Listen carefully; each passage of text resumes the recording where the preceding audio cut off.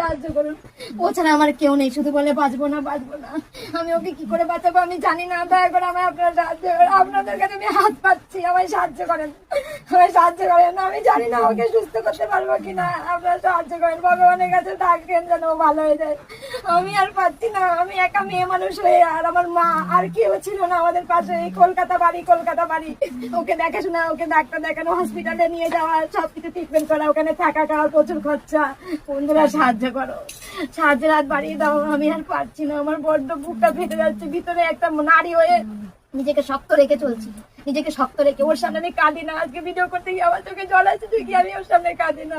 ও বলে আমি মরে যাবো। আমি বলছি তোমাকে আমি জমের কাছ থেকে ফিরিয়ে আনবো, ওকে সুস্থ করতে হবে। আপনারা আমায় সাহায্য করুন, সবাই একটু সাহায্য করুন বন্ধুরা, যেমন পারবেন আপনারা, যতটুকু পারবেন আপনারা ততটুকুই যে একটু হেল্প করুন। আপনাদের কাছে অনুরোধ, সবাই একটু হেল্প করুন আমার দাদা ভাইটা যাতে একটু সুস্থ হয়ে যায়।